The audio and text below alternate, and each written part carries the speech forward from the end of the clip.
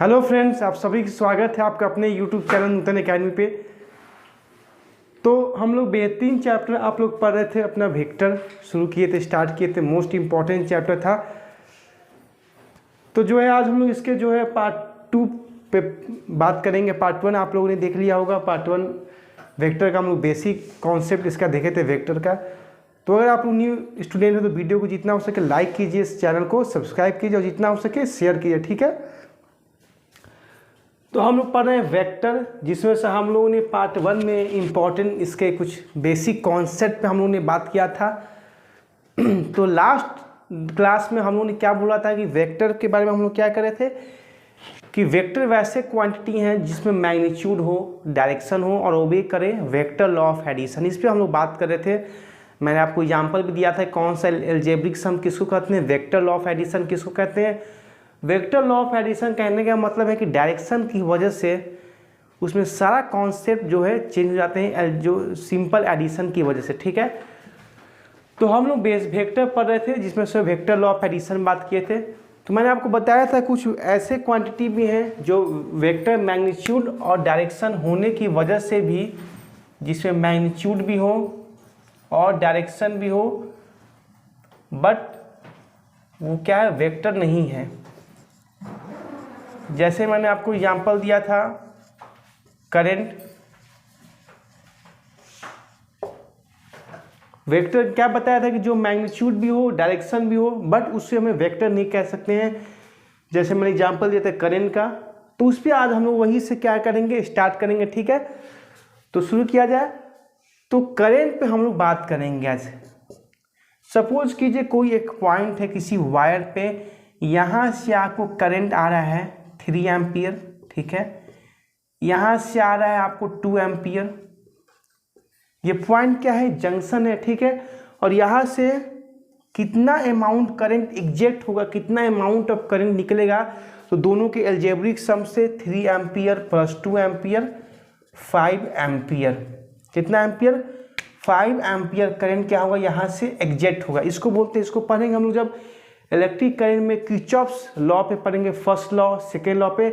तो इसको बोलते हैं, आपको करंट का जो होता है बेसिकली क्या होता है, जितने करंट आए किसी एक पॉइंट पे, तो उसी दोनों के मैग्नीट्यूड, दोनों की इक्वल सम में उतना ही अमाउंट ऑफ करंट क्या होता है, बाहर हो जाता है। तो यहाँ पे हम क्या देख रहे हैं कि करंट का मैग्नीट्यूड भी है और डायरेक्शन भी है, ठीक है। अब सेकेंड केस में क्या करूँगा, अब 3 एम्पियर क्या है, अब सपोज 3 एम्पियर यहाँ से आ रहा है, या इस पॉइंट है, यहाँ से आ रहा है 3 एम्पियर और 2 एम्पियर अब आ रहा है यहाँ से। और सपोज कीजिए यहाँ से एग्जैक्ट आउट हो रहा है, यहाँ से निकल जा रहा है 5 एम्पियर। तो हम लोग बेसिकली यहाँ पे वन थिंग नोटिस कर रहे हैं कि जब यहाँ का जब हम लोग वेक्टर कहने का मतलब है कि मैग्नीट्यूड भी हो डायरेक्शन हो, तो मैग्नीट्यूड भी है डायरेक्शन भी है, दोनों सिचुएशन में देख रहे हैं मैग्नीट्यूड भी हो डायरेक्शन हो। बट वन थिंग जो है हम लोग जब अगर कॉन्सेप्ट में नोटिस करें, तो यहाँ पे हम लोग की वेक्टर कहने का मतलब है कि जब उसमें एंगल चेंज हो जाता है तो उसमें वेक्टर का जो है मीनिंग भी बदल जाना चाहिए। जैसे यहाँ पे 3 एम्पियर 2 एम्पियर था, तो 5 एम्पियर करंट आपको बाहर निकल रहा है। सपोज कीजिए कि यहाँ पे जो एंगल बन रहा है, सपोज कीजिए 30 डिग्री है, ठीक है, सपोज कीजिए। बट यहाँ पे हम लोग क्या कर रहे हैं कि एंगल को चेंज कर दिए, लगभग 60 डिग्री पे है। तो जब एंगल चेंज हो रहा है, जब इसके रिजोल्यूशन चेंज हो रहे हैं, जब इसके कंपोनेंट चेंज हो रहे हैं, तब भी सेम अमाउंट ऑफ करंट ही बाहर निकल रहे हैं। जो इसके मैग्नीट्यूड है उस पर फर्क नहीं पड़ रहा है। अब वेक्टर कहता है कि फर्क पड़ना चाहिए, इसी को तो बोलते हैं वेक्टर लॉ ऑफ एडिशन। जैसे मैंने आपको एग्जांपल दिया था एक डिस्प्लेसमेंट का, कोई ऑब्जेक्ट इधर गया, सपोज कि 3 मीटर, फिर इधर गया 2 मीटर। तो स्टार्टिंग ऑन इनिशियल पोजीशन से बीच में जितना दूरी होता है उसको निकालना है। तो कैसे निकालते थे, हाइपोटेनस थ्योरम से निकालेंगे, शॉर्टेस्ट डिस्टेंस डिस्प्लेसमेंट हो जाएगा। फिर सेकेंड सिचुएशन में अगर कोई स्ट्रेट लाइन में ऑब्जेक्ट मूव कर रहा है, ओ से ए तक गया 3 मीटर, ए से बी तक गया 2 मीटर, तो ओ से बी तक कितना टोटल डिस्टेंस कवर किया, 5 मीटर। यहाँ पे 5 मीटर है, देख रहे हैं। जब एंगल हम लोग यहाँ पे रख रहे हैं, सपोज कि थीटा 0 डिग्री, बट यहाँ पे जब एंगल जब हो रहा है यहाँ पे बेसिकली 90 डिग्री, तो यहाँ पे जो है यहाँ पे जो आंसर आएगा वो 5 मीटर नहीं आएगा, दोनों के स्क्वायर के इक्वल आएगा। दोनों के क्या होगा, अंडर रूट स्क्वायर के इक्वल आएगा, 3 स्क्वायर प्लस 2 स्क्वायर। क्योंकि एंगल जब बदल रहा है तो वेक्टर लॉ ऑफ एडिशन भी चेंज हो रहा है, सारा कॉन्सेप्ट चेंज हो रहा है।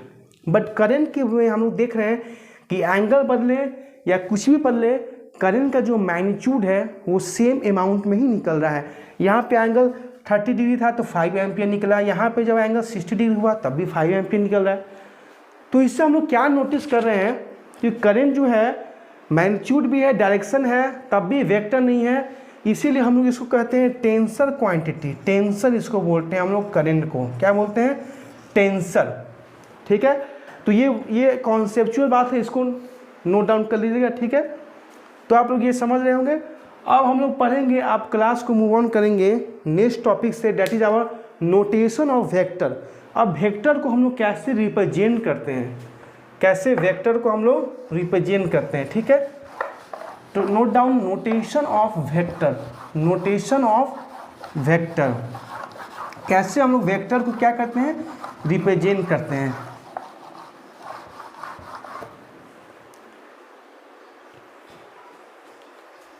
ये वेक्टर को हम लोग एक एरो से रिप्रेजेंट करते हैं। वेक्टर को हम लोग कैसे रिप्रेजेंट करते हैं, एक एरो से। एरो क्या करता है, specify the vector, specify the object position, object direction. ये जो एरो है यही वेक्टर को किसी ऑब्जेक्ट के डायरेक्शन को शो करता है। सपोज दैट किसी ऑब्जेक्ट पे फोर्स लग रहा है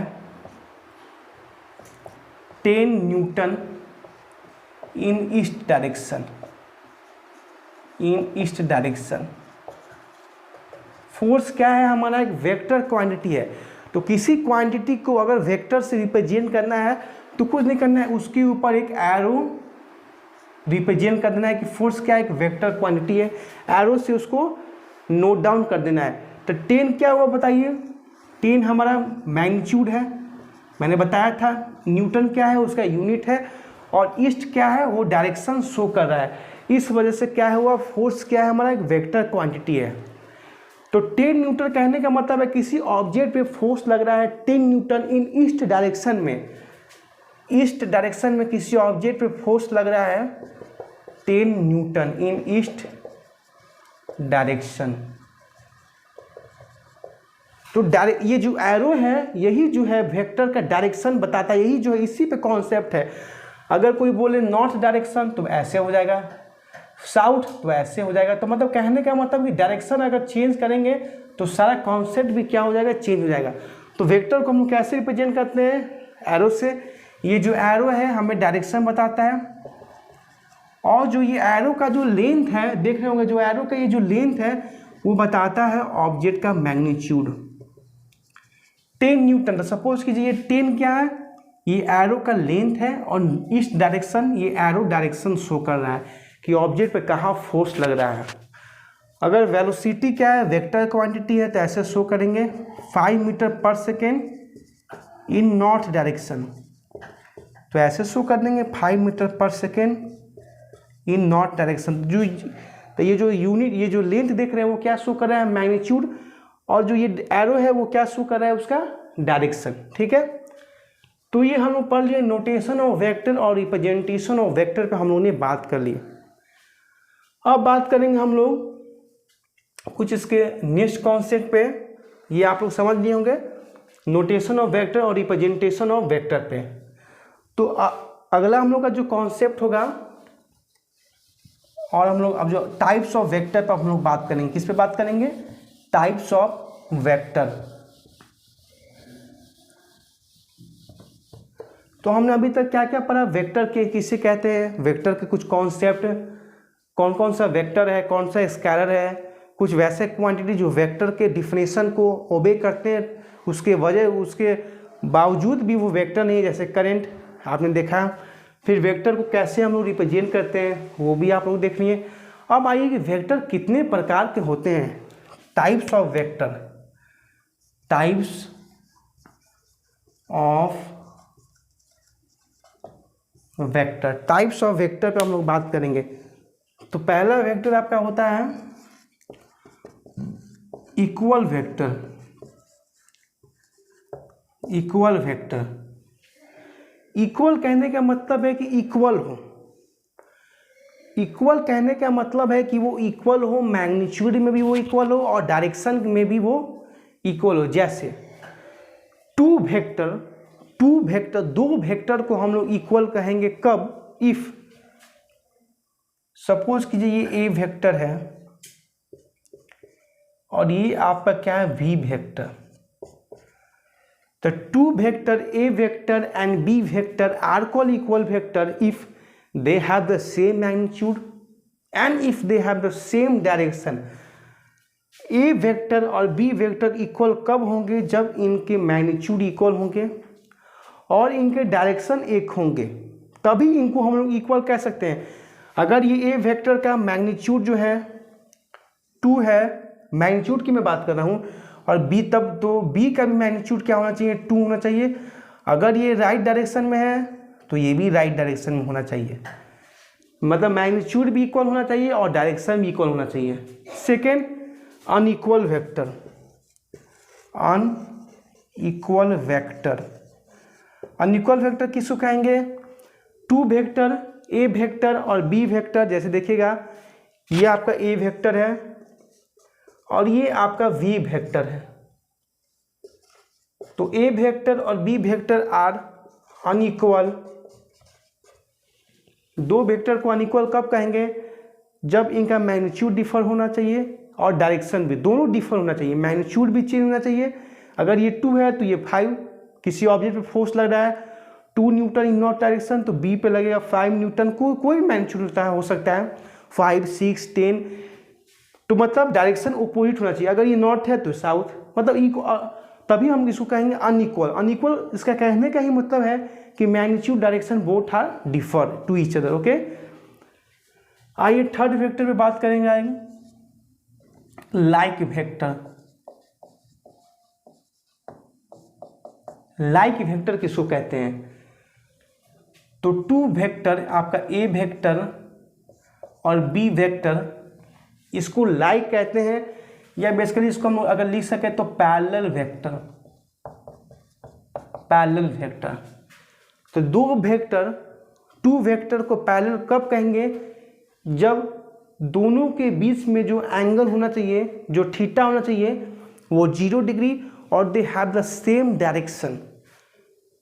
इसके मतलब क्या हुआ कि पैरेलल वेक्टर में जरूरी नहीं है कि आपका मैग्नीट्यूड सेम ही हो। पैरेलल वेक्टर में जरूरी नहीं है कि आपका मैग्नीट्यूड सेम हो, ये छोटा बड़ा भी हो सकता है ए वेक्टर और बी वेक्टर, बट डायरेक्शन क्या होना चाहिए, सेम डायरेक्शन में होना चाहिए। मतलब आपका अगर आपका ये ए वेक्टर है तो that means vector can be parallel shifted, vector को हम लोग पैरेलल भी शिफ्ट कर सकते हैं। That means if A vector is and if we put A vector is here, then this A vector and B vector both overlap to each other. Okay, इसी को बोलते हैं पैरेलल वेक्टर।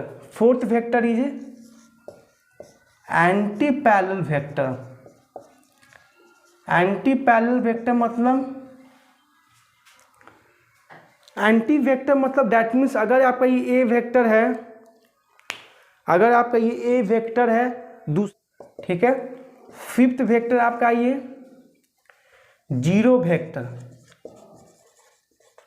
जीरो वेक्टर किसको कहेंगे, zero कहने का मतलब क्या हुआ कि उसका मैग्नीट्यूड 0 होना चाहिए।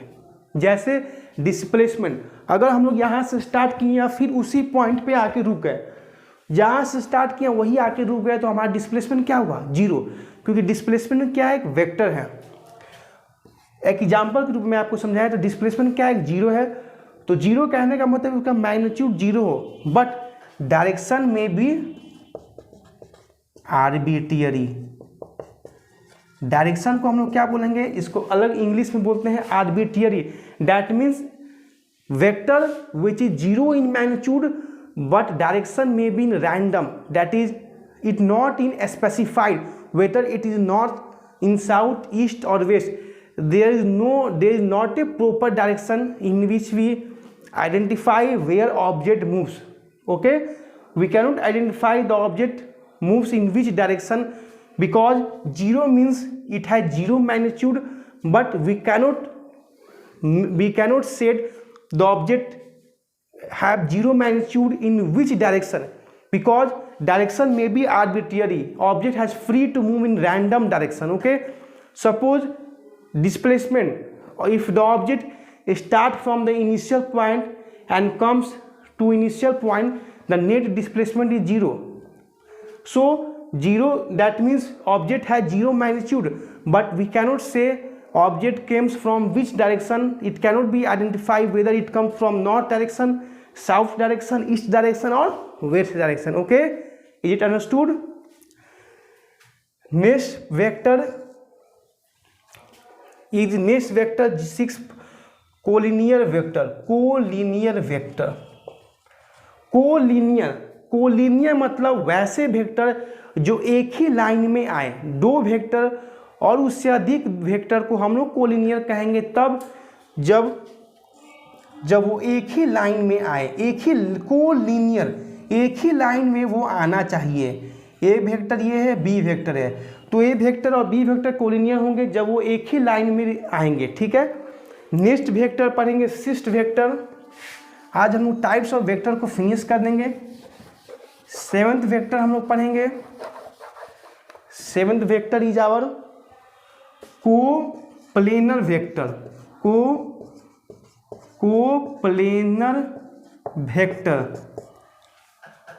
कोप्लेनर वेक्टर कहने का मतलब क्या हुआ? को मतलब एक ही प्लेन में, प्लेनर समझते हैं? प्लेन किसको बोलते हैं? ये हमारा क्या हुआ, एक्स एक्सिस हुआ, ये हमारा वाई एक्सिस हुआ। ठीक है, तो जब प्लेन किसको कहते हैं? वैसे मतलब वैसे ऑब्जेक्ट जो एक्स और वाई एक्सिस से मिलके बना हुआ हो। एक्स और वाई एक्सिस से मिलके कौन सा प्लेन बनेगा? X Y plane. सपोज कीजिए आपका एक और प्लेन है जेड एक्सिस, ये कौन सा प्लेन हुआ? X Z plane. ये आपका एक्स वाई प्लेन हुआ, ये आपका हुआ वाई जेड प्लेन। मतलब दो एक्सिस से जो मिलके जो प्लेन का जो फॉर्मेशन होता है उसको बोलते हैं प्लेन। तो कोप्लेनर वेक्टर कहने का मतलब है कि वैसे वेक्टर जो एक ही प्लेन में लाई करे। ऐसे नहीं कि कोई एक वेक्टर है एक्स वाई में है, कोई वाई जेड में है, तो वह उसको हम लोग कोप्लेनर नहीं कहेंगे। जैसे मैं एग्जाम्पल के रूप में आपको समझाना चाहता हूँ। सपोज कीजिए ये आपका एक प्लेन है, ठीक है, एक आपका ये एक प्लेन है। सपोज कीजिए तो दोनों, सपोज कीजिए ए वेक्टर है और ये बी वेक्टर है। ये आपका क्या हुआ, एक ए वेक्टर है और ये बी वेक्टर है। तो हम लोग देख रहे हैं सपोज कीजिए एक्स वाई प्लेन है, ठीक है, तो ये दोनों वेक्टर क्या हुआ, इस प्लेन में लाई कर रहा है। तो हम लोग बोलेंगे कि A vector and B vector are coplanar, क्योंकि ये प्लेन में क्या कर रहा है, दोनों वेक्टर लाई कर रहा है, उसके बीच में एग्जिस्ट कर रहा है। ठीक है, कोई प्लेन लीजिए, सपोज कि कैसे भी हम लोग इसको अगर रख सकते हैं। अगर ऐसे आप वेक्टर को रखिएगा 90 डिग्री का एंगल बन रहा है, तो ये भी क्या हुआ, कोप्लेनर वेक्टर हुआ। तो इससे हमें वन थिंग क्लियर हुआ कि two vector are always coplanar. क्या समझे कि दो वेक्टर जो होता है वो हमेशा, नोट डाउन कर लीजिए, इसे क्वेश्चन अच्छे खासे आते हैं कि two vector are always coplanar. किसी कोई, सपोज कीजिए ये बोर्ड है, ये वाई जेड प्लेन है, तो कोई भी प्लेन है, सपोज कीजिए कि वाई जेड है, ऐसे आ रहा है लाई, ये एक्स जेड है, एक्स जेड में भी लाई कर रहा है। मतलब दो वेक्टर क्या होता है, वो हमेशा लाई करता है किसी न किसी एक प्लेन में। ठीक है, अब बात करते हैं थ्री प्लेन की बात में। सपोज कीजिए कि अभी तो हम लोग बात करते हैं एक्स वाई की। सपोज कीजिए अब हमारे पास थ्री वेक्टर आ गए। अब हमारे पास कितने वेक्टर आ गए, थ्री वेक्टर अब हमारे पास आ गए। तो सपोज कीजिए ये प्लेन है, सपोज कीजिए कि दो जो है, दो वेक्टर, ये आपका है, ये आपका ए वेक्टर है और बी वेक्टर है। सपोज कीजिए सी वेक्टर जो हम लोग है, हम लोग ऐसे रखेंगे सी वेक्टर को। सी वेक्टर जो है हमारा जो है ऐसे बनेगा। ये जो हमारा हुआ, ये आपका हुआ ए वेक्टर और बी वेक्टर, और सी वेक्टर क्या कर रहे हैं, हम लोग ऐसे रख रहे हैं। ठीक है, देख रहे हैं ये ए वेक्टर बी वेक्टर है और सी वेक्टर हमारा क्या है, ये है। तो देख रहे हैं कि जो सी वेक्टर है वो अब क्या हो रहा है, दूसरे प्लेन में आ रहा है। ए वेक्टर और बी वेक्टर इस प्लेन में है, बट सी वेक्टर क्या है, दूसरे प्लेन में है।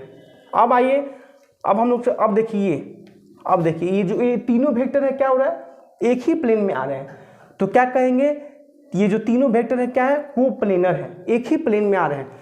तो एक चीज़ हमें सीखने को मिला कि दो वेक्टर तो क्या कोप्लेनर है, बट जब तीन वेक्टर का फॉर्मेशन होने लग रहा है तो वहाँ पे मे और मे नॉट का सिचुएशन आ रहा है कि नहीं।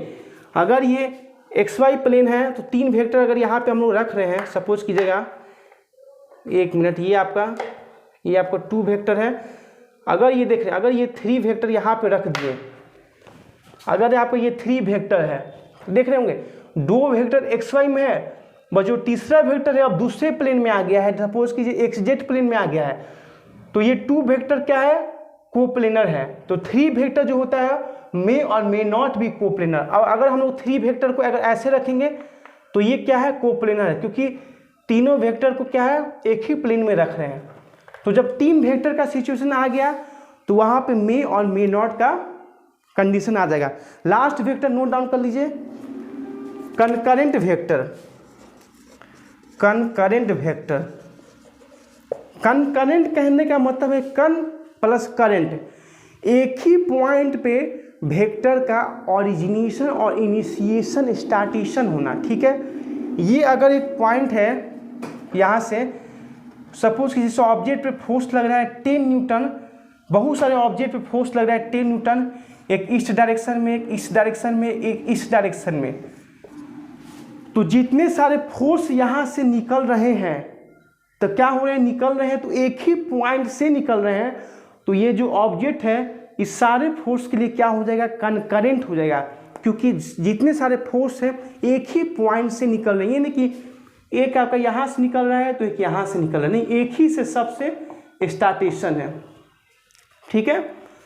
अब हम लोग क्या करेंगे, नेक्स्ट क्लास में एक और वेक्टर है यूनिट वेक्टर, उसको मैं आज नहीं स्टार्ट करूँगा क्योंकि वो जो है मोस्ट इंपॉर्टेंट वेक्टर है, उसी से ज़्यादा क्वेश्चन आते हैं, उसको मैं फ्रेश क्लास में स्टार्ट करूँगा। तो जितना मैं पढ़ाया उसको रिवाइज कर लीजिएगा, जो भी क्वेरी हो कमेंट कीजिएगा, वीडियो को शेयर कीजिएगा। हम लोग नेक्स्ट वीडियो में मिलेंगे। बाय बाय, जय हिंद सोल्जर्स।